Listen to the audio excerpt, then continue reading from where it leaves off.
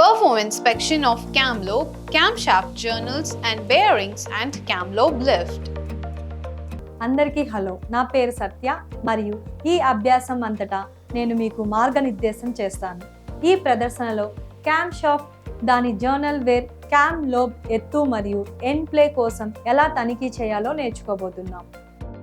ఈ ప్రదర్శన ముగింపులో మీరు ఇవి చేయగలరు: క్యామ్షాఫ్ట్ దుస్తులను తనిఖీ చేయగలరు, క్యామ్షాఫ్ట్ క్లియరెన్స్ని తనిఖీ చేయగలరు, అవసరమైన పనిముట్లు మరియు పరికరాలు, trainees tool kit 1, outside micrometer 1, feeler gauge 1, dial gauge with magnetic base, అవసరమైన పరికరములు మరియు విడిభాగములు, డీజిల్ ఇంజన్, అవసరమైన సామాగ్రి, శుభ్రపరిచే ద్రావణం 1, కాటన్ క్లాత్, ల్యూబ్ ఆయిల్.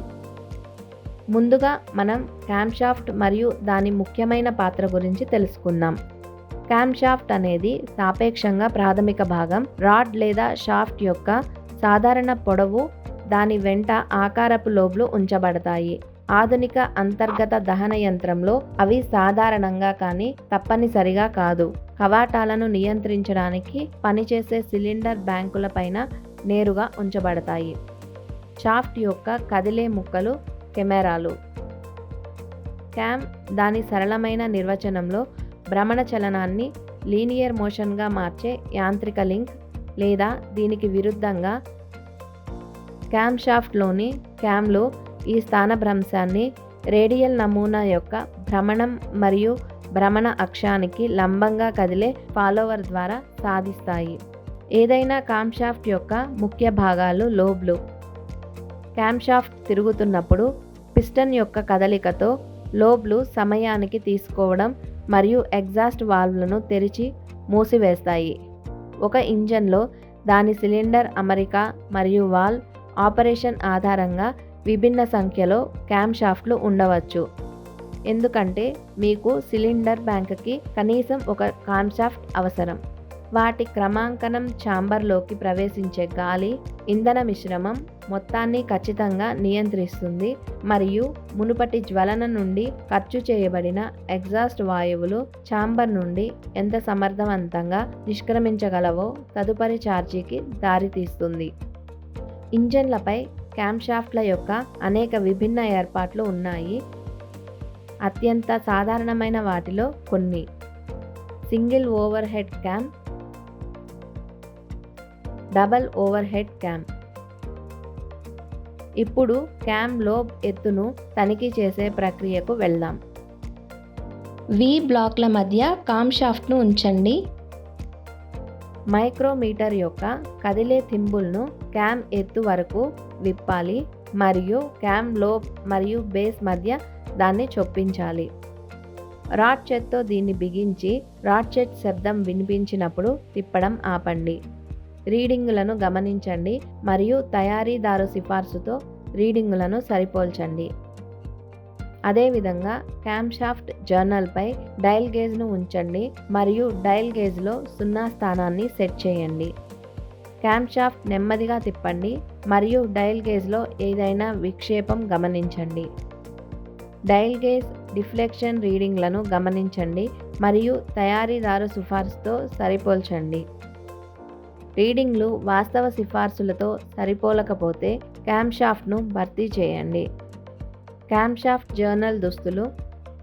జర్నల్ దుస్తులు కొలిచేందుకు ప్లాస్టిక్ గేజ్ ఉపయోగించండి. హౌసింగ్లు మరియు క్యామ్షాఫ్ట్ జర్నల్లను శుభ్రం చేయండి. సిలిండర్ హెడ్కు క్యామ్షాఫ్ట్లను ఇన్స్టాల్ చేయండి. క్యామ్షాఫ్ట్ జర్నల్ యొక్క పూర్తి వెడల్పుకు గేజింగ్ ప్లాస్టిక్ ముక్కను ఉంచండి. క్యామ్షాఫ్ట్ హౌసింగ్ను ఇన్స్టాల్ చేయండి. పేర్కొన్న టార్క్ పొందే వరకు 2 లేదా 3 సార్లు బిగించే క్రమాన్ని పునరావృతం చేయండి.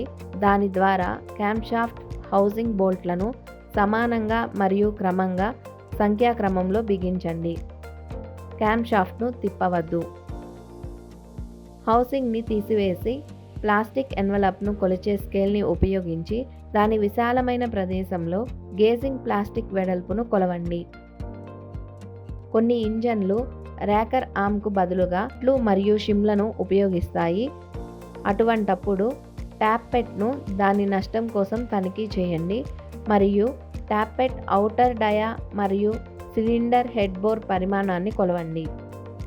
క్లియరెన్స్ను లెక్కించండి మరియు అది దాటితే ట్యాప్పెట్ మరియు షిమ్ను భర్తీ చేయండి.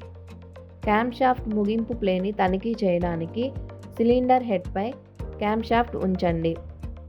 అన్ని బేరింగ్ క్యాప్లను ఉంచండి మరియు తయారీదారు సూచించిన విధంగా సరైన టార్క్ విలువతో సరైన క్రమంలో బిగించండి.